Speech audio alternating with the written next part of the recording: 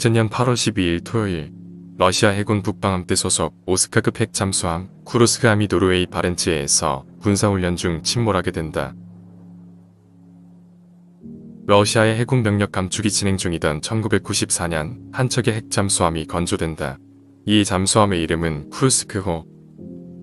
잠수함의 길이는 154m, 선폭 18.2m이며 잠수 시 배수량 18,000톤급의 잠수함으로 만들어졌다. 2개의 원자로가 있으며 24개의 핵탄두 미사일을 탑재할 수 있는 능력을 지녔다. 또한 어뢰를 직격으로 맞아도 가라앉지 않는 잠수함으로 평판이 나 있었고 구소련의 기술이 집약된 잠수함이었다. 건조비가 23억 달러나 들었던 이 핵잠수함은 옛 소련이 남긴 마지막 찬란한 유산이었던 셈이다. 2000년 8월 12일 토요일 쿠르스크함이 노르웨이 바렌츠해에서 군사훈련을 실시하고 있었다. 당시 쿠르스크호는 2발의 모의 어뢰를 발사할 예정이었다.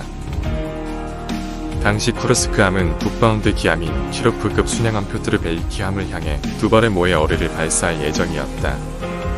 오전 11시 29분 잠수함 함수에서 강력한 폭발이 일어나 어뢰덮개 등을 날려버렸다. 비상사태에는 긴급 부상 시스템으로 즉시 부상할 수 있었지만 주요 장교들의 사망으로 긴급 부상을 할 수 없었다. 2분 15초 뒤엔 이보다 더 큰 폭발이 일어나 선체에 큰 구멍이 뚫리게 된다.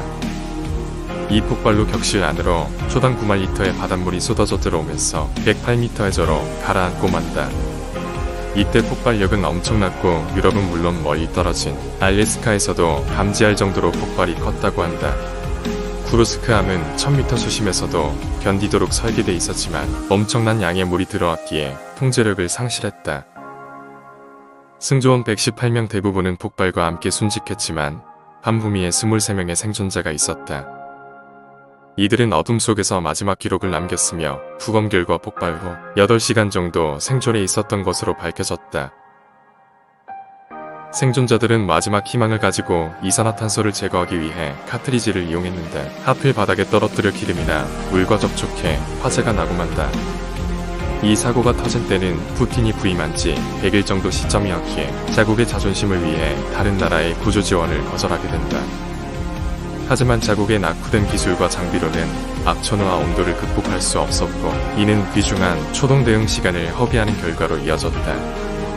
게다가 러시아가 동원할 수 있는 심해 탐사선 겸 구조선인 켈디시오가 타이타닉호 탐사를 위해 임대되어 대서양에 나가 있는 상황이었다. 어쩔 수 없이 해군의 구형 해난구조와 프리즈함을 동원할 수밖에 없었다.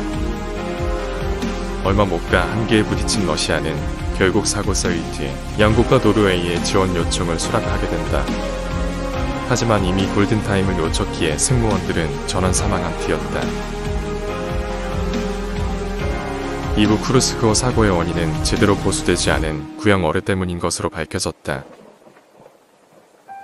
어뢰가 장전되는 순간 표피가 부서져 추진제가 서서히 노출됐고 발사관 안에 과산화수소 증기가 차올라 증기가 폭발한 것이었다. 결국 네덜란드 임양업체에 의해 인양되었고 쿠르스크호는 역사 속으로 사라지게 되었다. 19년이 지난 사건이지만 마지막까지 조국을 위해 훈련하다 전사한 118명의 승조원들의 명복을 빕니다. 시청 감사합니다.